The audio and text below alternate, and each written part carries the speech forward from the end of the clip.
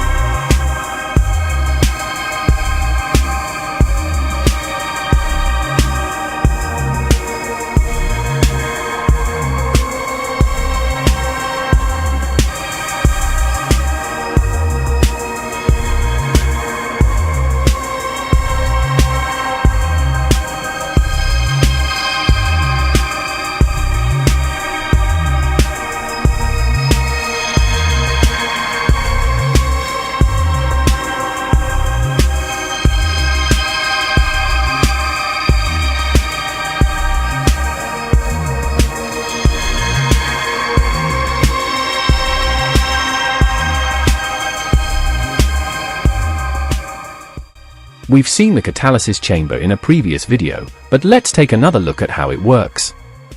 On the left, you'll see different currencies or resources you can use to fill the progress bar on the right. At the bottom right are the rewards. The idea is simple: you exchange resources for rewards. The fuller the bar, the better your rewards will be.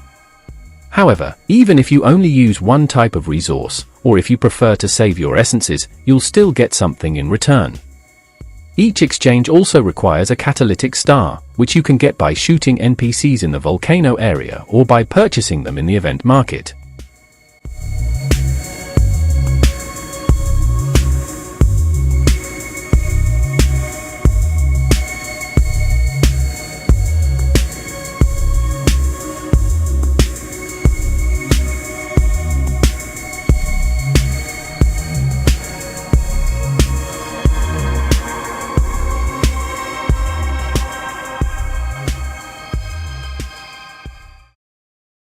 Once you've collected enough ancient emblems, you can access the Knight of the Crows group map by talking to Captain Ravenbeard in the safe haven.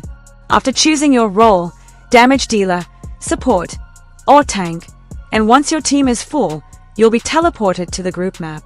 In the first phase, you must protect Aziraphale Crowley and his Crowley's treasures against waves of spooky Crowleys.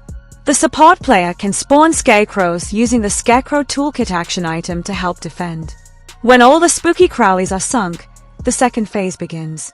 In this phase, Aziraphale Crowley absorbs all of Crowley's treasures and becomes hostile, while the Scarecrows turn into Aziraphale's fledglings and attack as well. Once Aziraphale Crowley is sunk, the third phase starts. Any remaining Crowley's treasures respawn, and your group has a limited time to sink them and collect your rewards.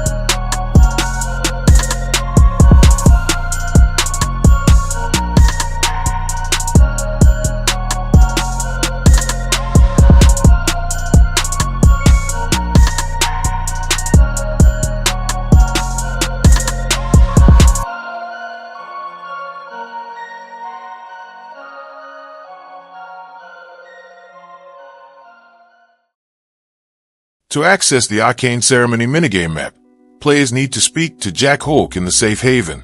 In this challenge, you'll face a main boss who summons 4 elemental bosses: fire, wind, water, and earth. The boss will use these elementals to create a color-coded sequence and then spawn minions. You must attack those minions in the correct order.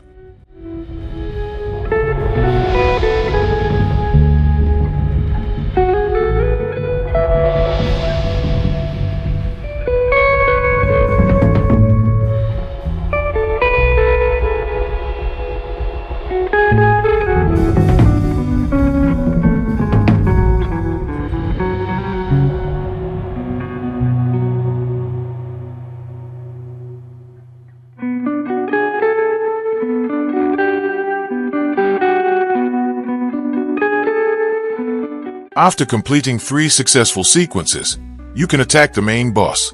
If you fail to hit the right minions, the sequence resets. When the boss reaches 50% HP, a new color sequence begins. The goal is to complete as many sequences as possible.